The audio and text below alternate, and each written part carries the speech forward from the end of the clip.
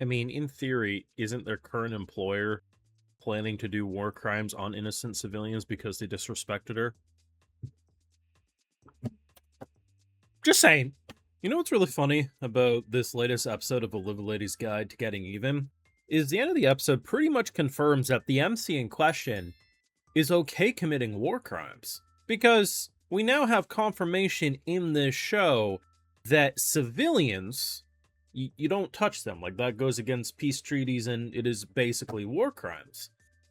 And you may want to say, but Brandon, you're overreacting. She's committed no such war crimes, and you are right. But by the end of this story, I think she's going to out-war crime Tanya. And the best part, too, is I think in-universe, it will be considered a war crime here, where with Tanya, everyone's like, but actually, it's technically not a war crime to bomb them in their church because it wasn't actually a church. This show is going to go fucking crazy. And we have so much to talk about. But do me a solid, make sure you leave a like on this video, show support. You can subscribe, ring that bell if you haven't already. And Patreon, we do a full live reaction to all these episodes and more. If you hype the video on the YouTube mobile app, it does help push it to even more people, and it will keep making these releases coming. Otherwise, it will become a Patreon exclusive. So at the end of the episode, as we are with our band of mercenaries, we now have in-universe confirmation that they have established that civilians is against wartime law. Meaning, if you harm innocent civilians, you are breaking a law that is essentially a war crime, and in doing so, you probably get your ass ganged up on. And what makes this so funny to me is the end of the first episode, and then especially as you go through the second episode, our MC has already confirmed that she wants to burn everything down. Now, I'm not saying she doesn't have a rightful reaction of being upset that hell, even the civilians who she's done so much for now wanted her head on the stake. And while, yes, she hasn't technically hurt innocent civilians yet, she did with her full chest said, I'm going to burn everything down. Now, I can already hear the arguments. Well, maybe it won't count as a wartime, law because if she makes a war with a kingdom, everyone in the crossfire. Guys, at a certain point, we gotta just accept that the character that entertains us is a fucking war criminal, and that's exactly who Elizabeth is gonna be, and that's what's so funny about it. What's fascinating about her is she's not afraid to be a scumbag. She's felt like she's been wronged, she making a new life, and she gonna get her revenge. The funny thing, too, is that the prince in question, who's causing all this bullshit to happen because he got upset that no one likes him, is she might actually save the kingdom and then destroy it, because at the rate we're going, he's going to get the whole fucking kingdom nuked. So she might actually have to save it just to ruin it, because, like, if you have plans of this great revenge and bro ends up killing himself and the whole kingdom before you get there, it's going to feel unsatisfactory, right? Personally, I'd find that funny. I'd be like, hey, without me, everything fell apart. But it's entirely possible she saves them just to crush them. But what I like about her is that, yeah, she gonna be like, by the end of this show, she dead ass is gonna commit war crimes. I would be shocked if not. She is ridiculous. If you're on her good side, you're gonna benefit greatly.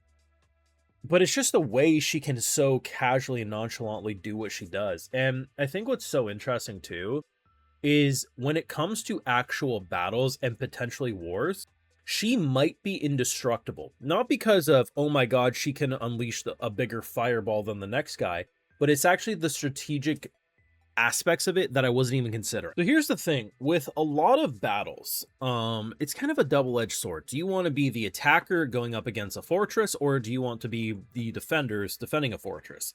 If it's a medium length battle, I feel like the fortress is the optimal play because you most likely have more supplies. But the issue is that a fortress can only be defended as long as you have supplies. And depending on how many people are attacking said fortress, they can make you exhaust your supplies as they get resupplies because no one's attacking them from the rear or the sides.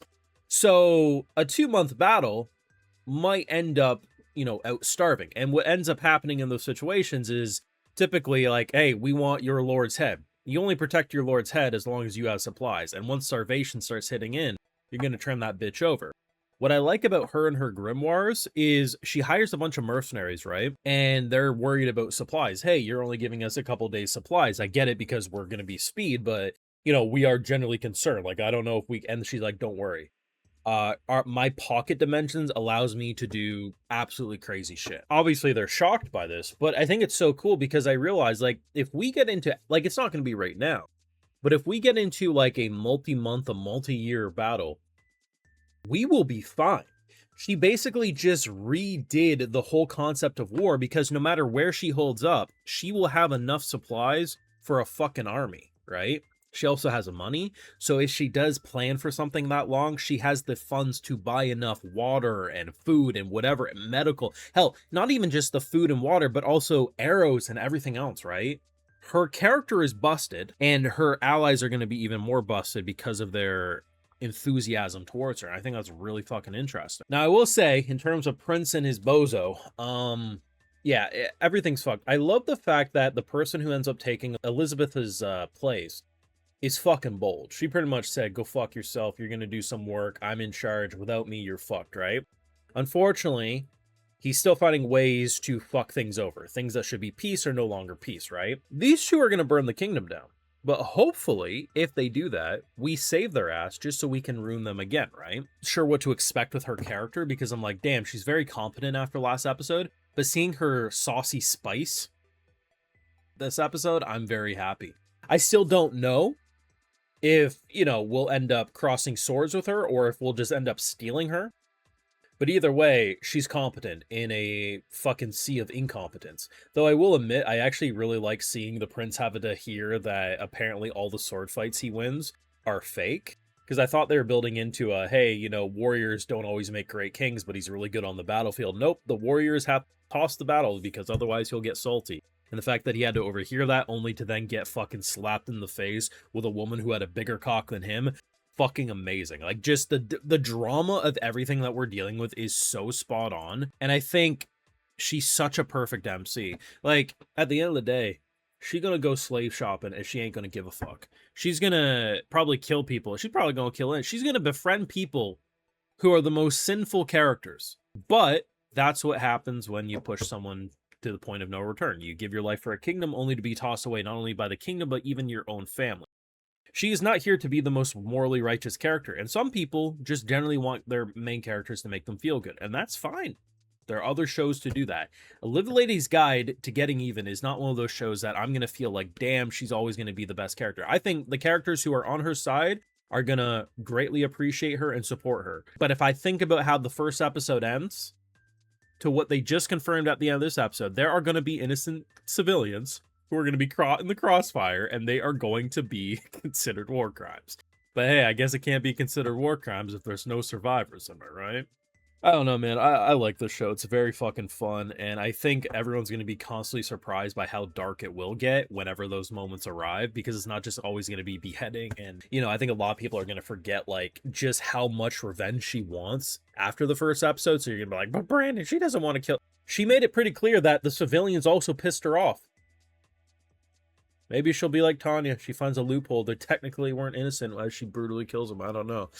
War crimes, am I right? But you let me know your thoughts and feelings down below. What did you think of this week's episode?